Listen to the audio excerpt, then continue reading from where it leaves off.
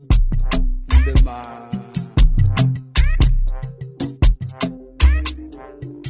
a new dollar, Malona, maybe, Makoda Bali Day, Channel so Mola Bobby.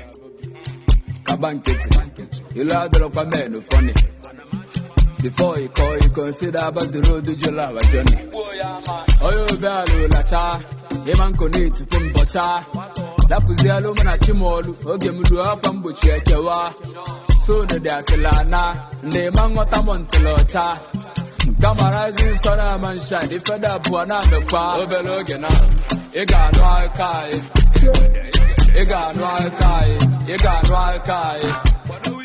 Metalia, Ega num potuai, Ega num potuai, Ega num potuai. Obeloga one, Ega no Kai, Ega no Kai, Ega no Kai. I know Maputa, Ega num potuai, Ega num potuai, Ega num potuai. Aina mapoto ya num potuani. Good afternoon, ladies and gentlemen.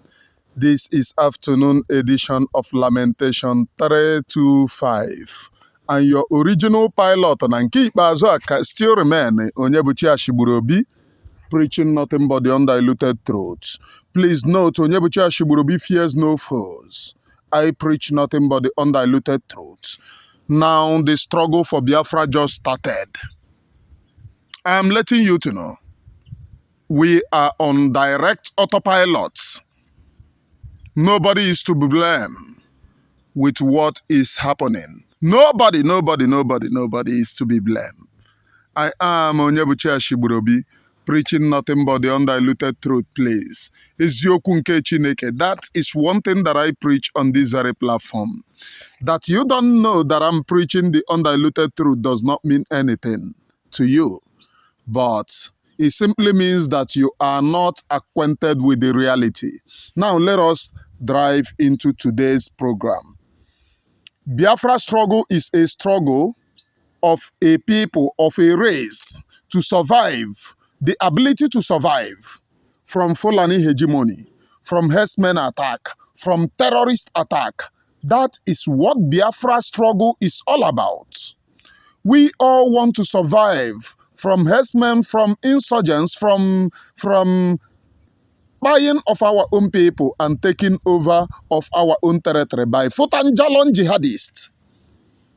In Biafra struggle, there are many sabotage. I have said this. They sabotage Mazen Namdekano, sabotage Mazen Simon Ekpa. Make no mistake, people that sabotage Mazen Simon Ekpa directly is Nkere and Ngozi Orabuezi.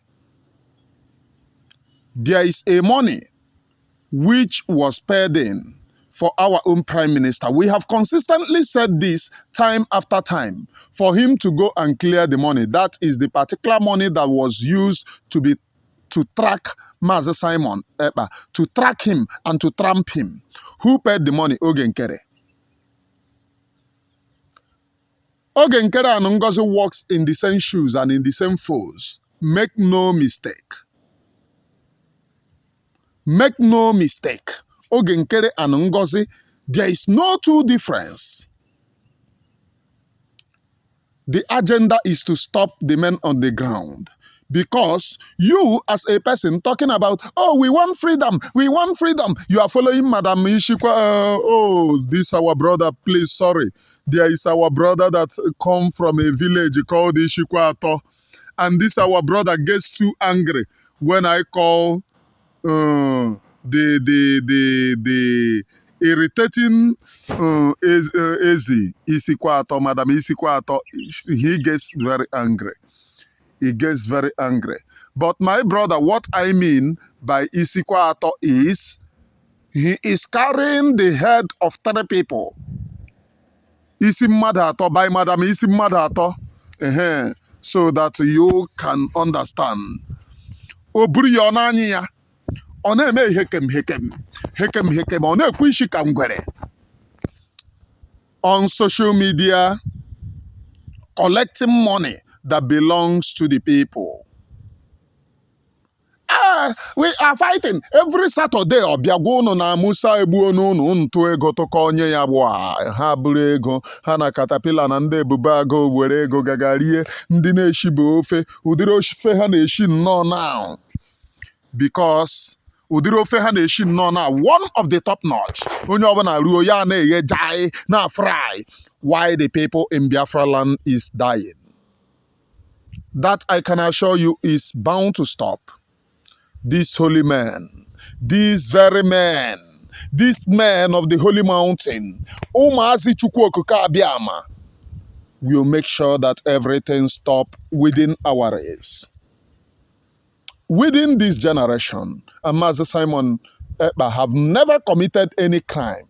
He is not in charge and have not been in charge of what is happening. It is practically on Biafra people to be free from Fulani hegemony, from terrorist attack. That's the only thing.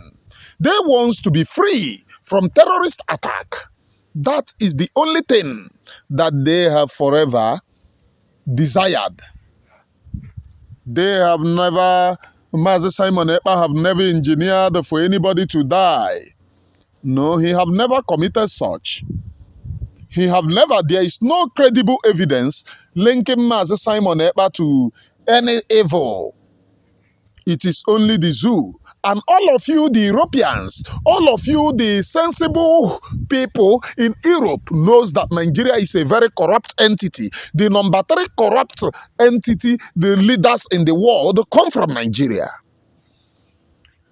A drug baron is the president of Nigeria. Buhari died 2017. The corrupt people sealed it. Till 2025, they are telling the people that they have died. So what sort of evidence do you need to know that Nigeria is very corrupt and backward as a people? And they are not worthy to be trusted. That I can assure you. Nigeria is not worthy to be trusted because Nigeria is empty of criminals. Nigeria is a country of chameleons. Nigeria is a country of those who want our own people to buy. That is what Nigeria is all about. Or is anybody going to prove to me otherwise? Nigeria is a country of those who want our own people to buy. Born.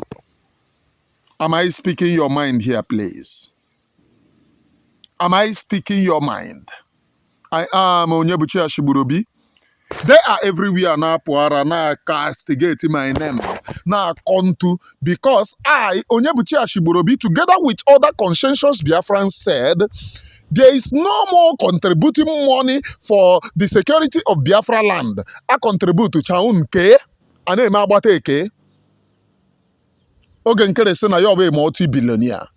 A multi-billionaire cannot give the people to what they needed to fight. Oga umu Biafra tove go tocha in order to confuse you na na eme ihe oga owere 1 naira 2 naira kwere ha na acho ebe oyeshi we nwete ha in order to buy. That's the only thing. Together with their own agents. That's the only thing that they know how to do best. Ha no on social media na akọ yaka. Onyebuchi Ashiburobi this, Onyebuchi Ashiburobi Biafra United this, Adadi Oramma this, Onya this, Onya that. Just to sustain a very corrupt system. I am a multi-billionaire. Multi-billionaire, we do not see. Give these very men what they need to use. Ijo, atuwe go to chun we abateke. You use our money to import container from Obodo Ibo, Izaonye na to container. Why the men on the ground? Norahane be ekweni, werezene be ekweni. Na tarod, na taziza. And you want me to back such nonsense up? Nke nona opereva nwunye pastor, nke vaj. The backward person. This and that, unsoya. I have told our people, before you follow people, check the track record of the people that you are following. Have you seen any of my track record where I eat money?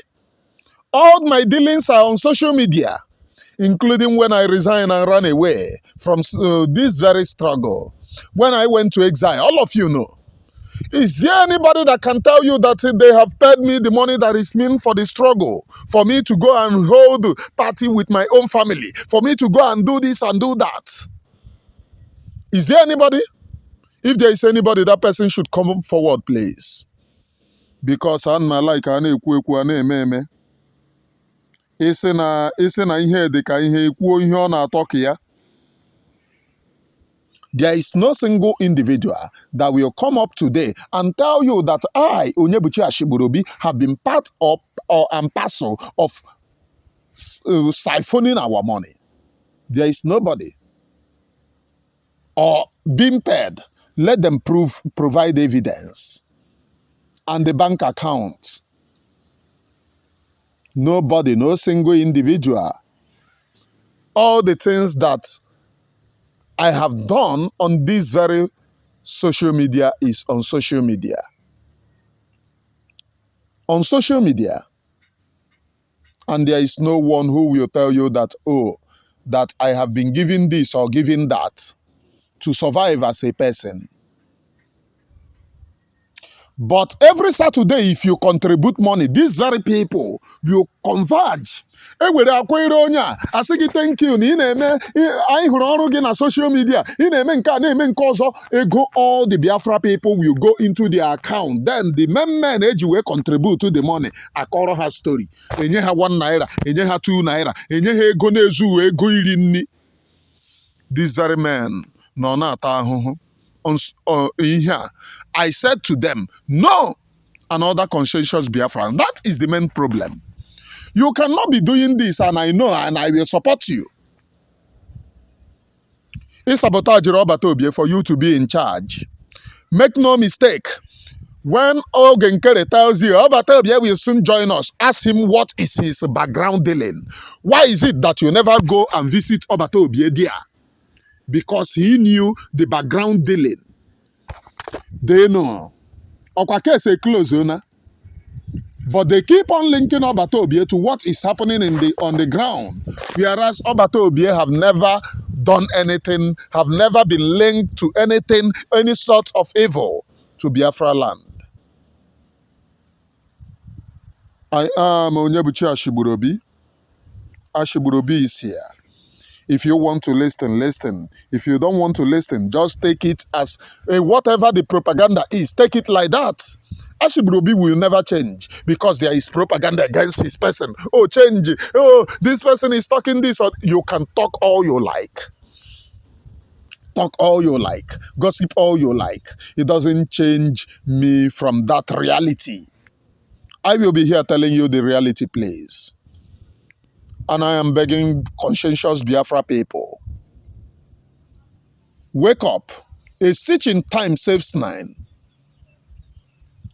The only people that I have seen that have come out in this very struggle to support these men, Biafra Unite, Adadi Oramma, I, Onyebuchi Ashigburobi, and now Pastor Vam Vam Vam. The only people preaching the gospel of Biafra, I mean to say, that is the only people preaching the true and undiluted gospel of Biafra. Allen Onyema of Air Peace. The late Ifeanyi. Do you know why I mention Allen Onyema? Or do you know why I mentioned the late Ifeanyi? Late Ifeanyi said that the flight, the flight of his friend. Allen Onyema runs an airline, which all of you know. Orabuezi was equally fingered, which all of you know. But did you know that our own people with the problem of our own self, those of you buying Air Peace, you need to desist. Allen Onyema Allen Onyema, let me stop there. I don't have to move. Ndị be anyị, I don't have to move forward. Let me check other things. Allen Onyema, ụmụ be anyị nọ, if I let you know what is happening, anya unu ya agba ọbara. And those of you who are entering air peace need to desist. Allen Onyema is the same with Fotanjalon jihadist. Allen Onyema have all the money in the world to throw away. Fulani is buying our own people. Allen Onyema have never acted. Allen Onyema have never acted. Fulani is finishing our own people. Allen Onyema have never acted. Nothing whatsoever. But Allen Onyema have the money to threaten our own people, to bomb our own land, to give to Nigerian military, to subdue our own land. Let it be known that our own people are sponsoring the takeover of their own land by themselves. Allen Onyema. Allen Onyema. Air peace, air peace. Allen Onyema. Allen Onyema. Allen Onyema. Posterity will forever judge you in what you do. Posterity will forever judge you in what you do. I don't know, but I overheard from the spirit of the land that you will never go unpunished. Those of you who are entering air peace should know that what he is doing in the land of Biafra will forever put you people in danger. Because the spirit of the land will never allow Allen Onyema to overrun us. Recently, his airplane derailed from the railway, right? In Port Harcourt. Put the people in danger. Go and ask Allen Onyema, what did you know? What are you doing? Tell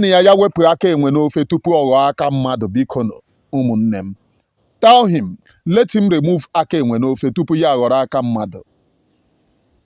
I am Onyebuchi Ashiburobi, preaching nothing but the undiluted truth. Ashiburobi is joining other conscientious Biafra people in order to preach this undiluted truth. One of the most dangerous person in this very freedom. One of the most dangerous person in this very freedom. Halimatu Abubakar, aka Ngozi Orabuezi. Orabugworo Fulani,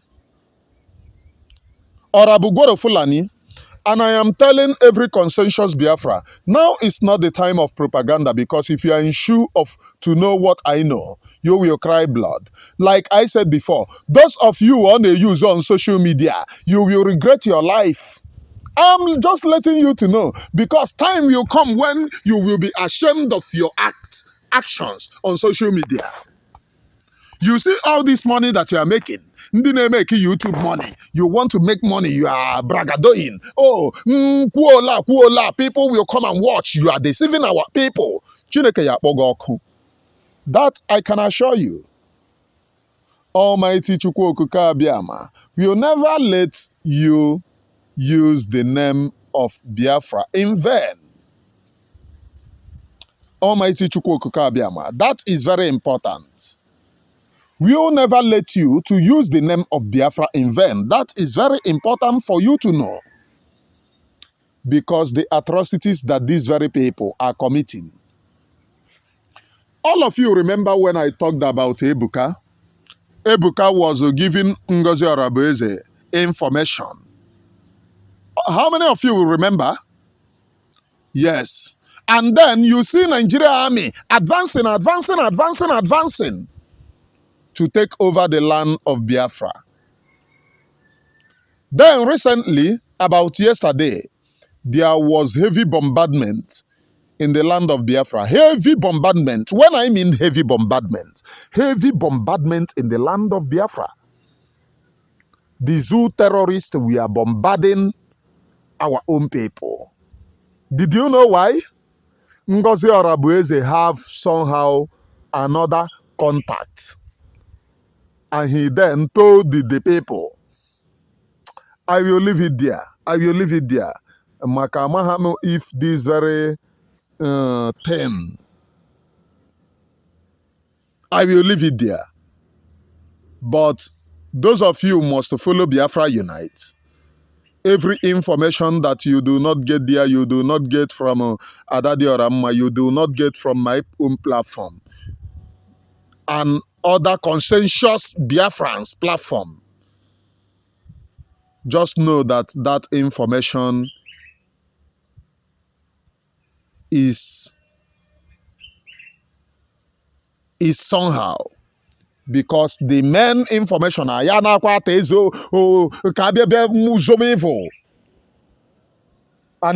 own people we will come out immediately to say this is what they do to our own people. They need to desist. That is the main problem that they have with us.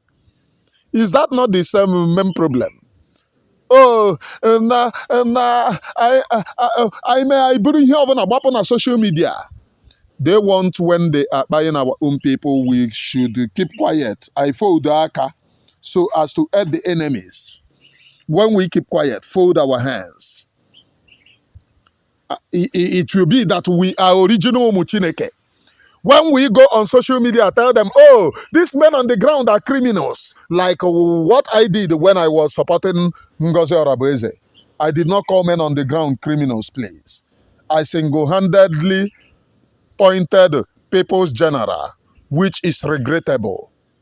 I have said this thing time after time, which is regrettable. And the truth remains that it was a special plea by a man. Not even from a man, because there were many, but that man, that evening that I came back, it was a special plea from the cabinet. And that is what I'm telling to those people how they use. They will come to you. Oh, you know, Biafra people now listening to you, this and that. Look at what we want you to go and talk. Just go there and talk that thing. Tomorrow, how many up Amerishi? Hasen on Gewa. How use it as propaganda against you? But they will not tell people that they come, oh, confusing you. Oh, look at it. These people are fake. They will lie to you all they care. You will go out dancing in the public. And when the time comes, they will deny you. You know, this year in completely shadow. Oh, because onye akpara ya pụọ n'ụzọ ahụ ụzọ wee kpaa ndị ọzọ. I am Onyebuchi Ashigburobi, please. Ashigburobi is here, preaching nothing but the undiluted truth. Eziokwu nke Chineke a na-akọ mmiri, but mbọsị nta abịa chọọ n'Owere nchi. I want to tell you people and continue to sound it. Those of you who goes to Ngozi Orabuezi fundraising every Saturday, a guy on the USB. Do you think that you are doing to me? Ngozi Orabuezi is working for the federal Nigerian government. Nkere is working for the state. Madam Ishi Madheto, Mamboji wepo ya n'ọnụ. Madam Ishi Ukwu, Mamboji wepo ya n'ọnụ. Madam Ishi Nkere, Mamboji wepo ya n'ọnụ. Ebe a na-eme operate bụ na steeti, a na-eme operate na steeti, mmeji my federal connection. Do you ask her, up till now, your federal connection, which impact have it impacted in the land of Biafra? Somebody that told you that she have federal connection will then come up and tell you, Biafra, what have you done? Nothing. Nothing or whatsoever. And you people want me to buy and imbibe in this nonsense. Mpụtara nkọ ka onye buru battery ya. Mpụtara nkọ ka onye na-amachachi ihe ike, so that I will be original. Chineke kpọkwa n'ọkụ. I am Onyebuchi Ashigburobi, please. I am seeing all the people. Oh, you are fake, fake here. Provided one thing, just provide one thing that I told you that is fake. Provide one. I will tell you again. Mgbe PM eburu ya in disarray, I consulted my chi and they told me, Ngozi Orabuezi unu na-eso is stronger than Nkere. Nkere is nwapai to where Ngozi is. I check if I can see if they are sabo. The deity refused to reply to me. It refused to reply to me. But I asked, will these people lead us to Biafra? Immediately I was received no. They cannot lead us anywhere.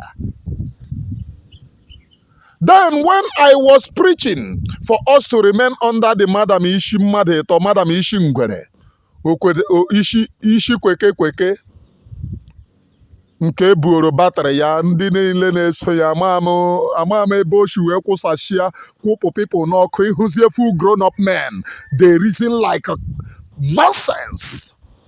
They want me to come here and praise them so that wherever here. My brother, I have no permanent enemy, no permanent friend. I praise no foe. You can be here and comment rubbish. Tomorrow you will be here and comment rubbish. Next tomorrow you will be here and comment rubbish. I will be creating work for you. You will forever be here to talk rubbish. Dispute the facts. Okay, how many months ago now? In the 8 months now. 7 months. What is the next story? How you corona? No story again. Oh, government. Umoluku. Government in a run for how many months? You are running at your eternity. In the next how many years you are still running government? They borrow battery, huh? Initially, Hannah say, oh, are they too early? 1 month, are they too early? 2 months, are they too early? 3 months, are they too early? 4 months, are they too early? Now, see, oh, you are gossiper. But all your medias are there. Madam Isiacha, Madam Nkere, what way forward have they led you to? These men on the ground needed. Do you know what they do? They take my videos and forward to men on the ground. Go and tell them, oh, remember this guy have insulted you people. What is happening today? What is happening? I am asking those of you, if we are not here shouting, to let the world know, to let our people know. Now this very struggle, ejizi aye shofe okporoko, eji aye shofe mangala. Onye baya adobiri. Odobara.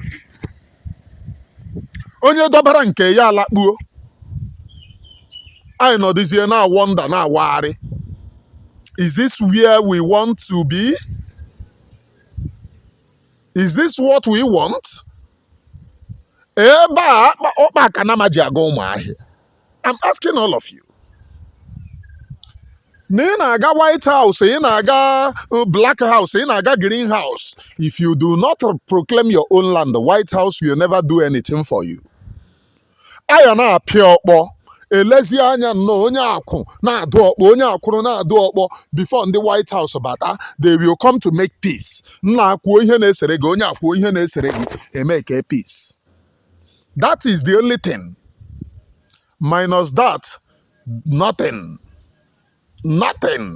or whatsoever. And majukwu no ọkpa ka na maji aga ụmụ ahịa. I am Onyebuchi Ashigburobi, preaching nothing but the undiluted truth. And Onyebuchi Ashigburobi will be here, saying nothing but the undiluted truth. If you like, listen. If you don't like, don't listen. But you see that undiluted truth, I will never ever deviate from telling you that truth. I am Onyebuchi Ashigburobi, please. And Ashigburobi will be here, preaching to you that undiluted truth that everyone is afraid of. except the conscientious Biafra people are not afraid of that undiluted truth. That is eziokwu ahụ. I will be here telling it to you. Mezie n'ụzọ unu. Anọrọ na-achụ nta ego. Ala Biafra na-ala. Ụmụ Biafra na-aga. Anọrọ eseto ọfịs a na-eri our people ọfịs. Anyị bụ nke a bụrụ nke ọzọ. Anyị na-eme nke a na-eme nke ọzọ. That is the only thing. Nothing more, nothing less. Ask those people who claims to be multi-billionaires. I am a billionaire. What does it take you? Why don't you lie ego to this man? Kahagazie galowe. Ịnọrọkwa n'ego anyị na-aghọ a billionaire. Mgbe ọbụla ị na-agwa anyị na ya enweghị ego, nọ ngị nwa na-ebi ya ego, oke release kwe naanị ya ga-eju. Nọ ngị nwa ya nọ on top. Hey, na achọrọ inwe ego ole eji fight man. Sani akparawa were ego unu were na-adaraba okoro in the name of fighting. Success nọ n'ebe ọ nọ. Ka ezi aha ya, all of them align aha up ndị ike ụwa gwugo. Then madam ishikwa atọ nke ya abụdo 5 penny fadin afọ. We are fighting, we are putting shushi afọ. Madam ishikwa atọ is not putting anywhere. Fadin ọnaghị eti. 10 kobo ọnaghị eti. Take it from me. What ọ chọrọ bụ ka ọ bịaruo? Oh, mee video, mee voice gwakwa ụmụ Biafra nke a. Mee voice like when we were supporting her. Ihe ọ dị interested bụ, oh, come and do voice to tell Biafra people you are working with me. Propaganda. What you're not in charge of, what is propaganda? When she started working with Caterpillar, are we not the people that busted it on social media? Have you seen her tell Caterpillar to come and make voice to tell Biafra people that they are working with? Why is it that these very men on the ground will go and make voice to tell Madam Oluku that they are working together? Why? Ikengo Uruago that she is working with. Ikengo Uruago is today insulting Mazi Simon Ekpa, calling them this thing, calling Mazi Nnamdi Kanu. I am telling you before God and man, before Mwala Biafra, Madam Ishimmadheto is working with Opontu. Ikenga Uruago. She's working with them. Have you had anything of making video? The answer is no. Because those people are the men, real warrior she is using to execute her federal government work. The reason for come and make video to tell Biafra people is for the Nigerian government to know that, oh, I am rightfully in charge. Very soon, oh yeah, know what is going to happen. We are going to capture them. That is the only thing. Nothing more, nothing less. If you feel that there is any more something behind it, oh, come and make video. There is nothing more. It's to signal the government sending them. We are with these very people. Like that, other men that they are going to, oh, come and make a voice, make a video that, oh, the government, Nkere is here. Legono Nkere. PM put you as agent. You went and re-registered the government. Do you think that men on the ground will participate in a criminality? They are very busy fighting for freedom.